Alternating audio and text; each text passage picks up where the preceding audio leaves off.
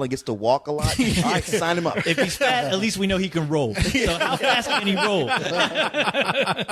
Yeah, shit. And he finally tells this guy, Billy Beane, he's like, look, man, I got all these statistics here. Baseball, the industry's got it all wrong. What you do is you pull these players like an island of misfit toys. You pull them together, maybe 1, 2, 3 working individually. No, it's not going to work. But you pull a team with these statistics together and you got a winning team. I guarantee you this is how it's going to be. We're going to change everything if we get it together. Yeah, everything that everybody talks about with baseball, all that other science and the love and the romance of it. Fuck all that. Yeah, exactly. It just comes down to numbers. Hey, we don't want a game where people do spectacular wins. We want a game where they slowly crawl their way towards victory. Yeah.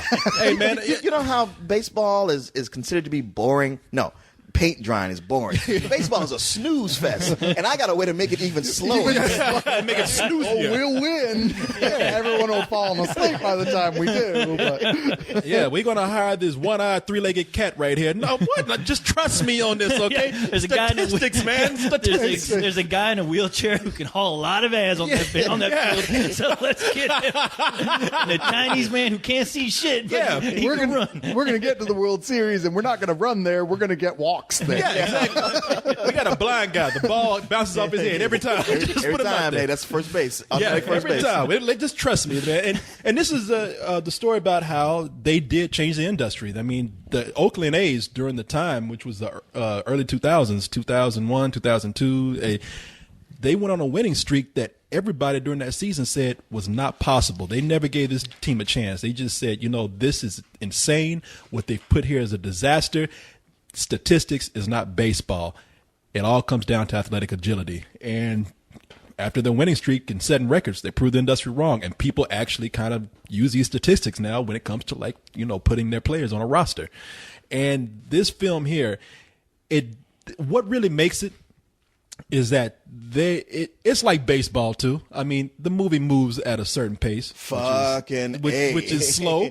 But I mean, Oakland A's. Sorry, but glacial perhaps would be the pace. What'd you say? Glacial would be the perhaps. Yeah, perhaps the pace. Because when you look at a sports film, you're expecting like the Cinderella story that's full of action. We get to see a lot of plays. We get to see the teams lose and then win, and then they go. They're starting to climb and win. It's not that kind of movie. This is all office deals and behind the scenes stuff. And these characters, what made it for me is that there are so many scenes that I felt were of great dialogue that where I didn't get what I traditionally expect from a sports film. It made up in that dialogue. And you're right. The strengths to this film are in the dialogue exchanges, especially those between Jonah Hill and Brad Pitt, which are the ones where they're really explaining to us how this works, but they're doing it in an entertaining way when it's the two of them.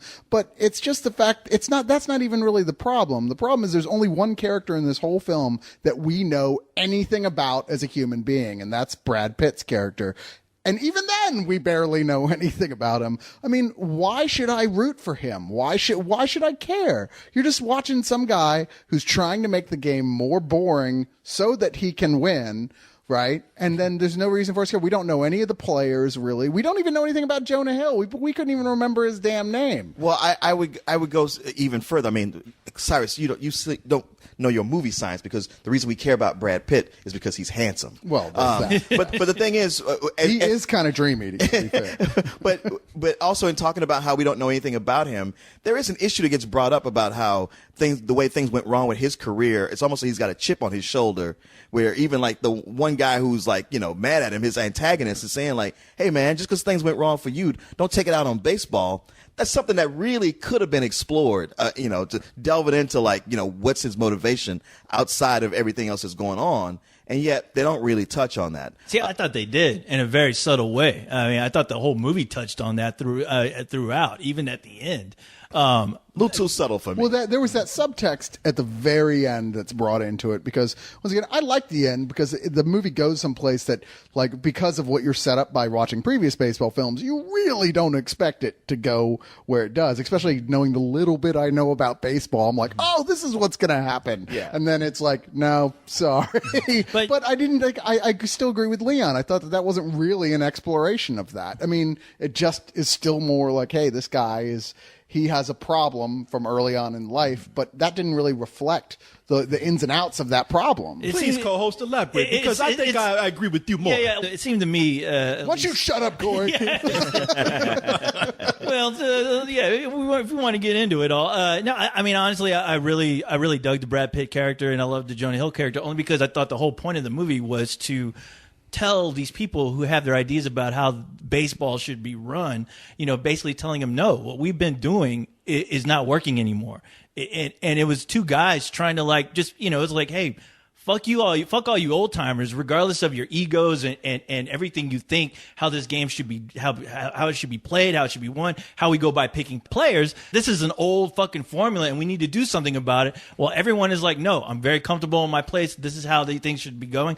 It's either my way or the highway. And I loved how those two really were like, they're stuck by their guns, which I thought was the really strong meat of the whole movie. What's funny about that, and seeing how it play out. In any other film, they would be the bad guys. They're the ones going, fuck heart, fuck experience, fuck That's right. even talking to and getting to know the players. Fuck Wow. oh, man. This is all about numbers and money. But you know what? The thing is, they proved that numbers and money weren't doing shit. I mean, they were like, look, man, what is this anymore? I mean, we failed so many times. And you have guys going, no, this is how things are done. This works. Yeah. And you're like, no, there's no fucking proof that this works. I don't agree with that at all. Wrong. I don't agree with that at all. I felt like this movie proves that within the window of time that it shows. From what it focuses on, hey, we're showing it from this guy's point of view, and then this win happened, and then these guys won later. But I'm like, you know what? We don't know that this continued the next year. I could not disagree with what movie did you guys see? I know. God what damn the it. fuck? You saw a movie that manipulated you don't believe in thinking hope? this one way. But I'm like, if you back up and look at it all, it's like, well, maybe this worked for now, but there's no guarantee this is going to keep working. You know something? My robot over here has done statistics for me. And wait, your robot? Is he your Jonah Hill? And this does, your opinions do not compute with what this movie was all about. No. I really, okay, 2 points here. Point on, you do not know anything about this guy and you can't feel for him. To me, that's totally, that's not even fathomable, because this is a guy that they set up from the very beginning where his life is about trying to prove himself. He failed at one thing that he thought he was great at. He comes in years later, is good at it, and then has to prove himself again. And he's doing that against every odd out there. And they show you that he has a lot to lose. They don't have to hit you over the head with it. They show you that, okay, he has a marriage that probably did not end well, and yet he has this daughter that not only does he have to prove it to himself now that he has to succeed, he has to prove it to his daughter and also be able to take care of his daughter. He states that in the movie where, the stakes are high for everything that's in his life. As far as being the bad guy in the movie, again, it's a guy who's going against every odd that's placed in front of him to show that, this needs to change, and nobody wants to change because everybody is used to having it one way. I don't know why you misunderstood everything you just said. Okay. You're like, everything you just said, that's not what we said. Well, what did you say then? You leave this man alone. He's trying. God damn, he's going up against enough. He's going up against the system. He's going up against his wife, his kids, and now y'all go fuck with him. Look, Leon, I need Jonah Hill for this review right now to make it make sense to me. He's going through enough within his life to have you just come in and criticize him. He's clearly not the bad guy of the story. We were saying that, you could look at him like in any other movie, the guy saying, no, it's about, we have to really just look at statistics and money. There's a scene in here where one of the old guys goes, look, man, if you don't bring instinct into this, then what do you have? You can't just on numbers. And he fires that guy. You're telling me he fired that guy. No, that guy, he said, keep in mind, that people don't want to spoil anything, but that guy does go over the line. That guy does go over the line, but nonetheless, the movie never comes back and takes that guy's side, because to the movie, that guy is wrong, and Brad Pitt's opinion from that point on is absolutely the That guy correct was one. wrong. And He maybe, was. And maybe, yeah, but I'm not saying that. What I'm saying is in any other movie, he would be the villain. That's my problem with it, because why do I give a shit? It doesn't matter that he's wrong. You could go and look at like an economical movie of the guys who got away with the SNL scandal, the guys who served no jail time for that, and treat them as the heroes because they won. Does that make them right or better? Yes. No. Yes. They It won, doesn't. though. And this movie, watching this, I'm like, seriously, I'm really supposed to give a shit just because the fucking guy ended up making his team more money? Yes. I mean, I don't, to me, that was like meaningless. I'm like, wow, haha, how exciting. Well, it's not just about money. It's No, it's about not. about winning too. I mean, you are in a competitive Winning. sport. Yes, don't ever do that again. That is so fucking old. It makes me Damn it, Leon. pissed to hear that. That joke is older than you, Leon.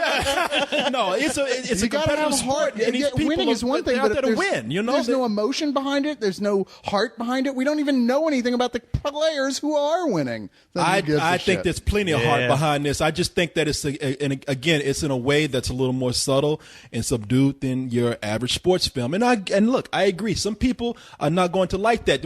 In a movie like this, instead of showing you the team, to play out through the season where they're losing and losing. I mean, it's only briefly covered in very short montages in this film. Your biggest, that's not the point to show you the winning and the losing with the teams. It's to show you, again, the business obstacles that this man has to go through and the politics that he has to go through. That's replaced by scenes like Art Howe, who's the manager for the Oakland A's in this movie, who's played by Philip Seymour Hoffman. Philip Seymour Hoffman, who looks like fucking Thing in this movie now. But I'm sure he's like, wait a minute. I thought I was supposed to be the fat, disgusting-looking guy in this thing. What's this kid doing? I was waiting for him to put a light bulb in his mouth and have it light up. like Uncle Finch. Yeah, Philip Seymour Hoffman is looking crazy and crazy older he Now, gets. I think he did some of his eyebrows to make him look more like the real Art Howe. Yeah, no, he's great in this movie, but he's the manager. Brad Pitt is the general manager, but Art House says, "Look, I'm the manager. Maybe I don't have as much say as you do, but I have control of this roster." And Brad Pitt, he keeps telling him, he's like, "Look, I'm telling you how to place these players so that you will allow them to win." And and Art Howe keeps doing it his way. And for me, I felt that struggle. I was like, okay,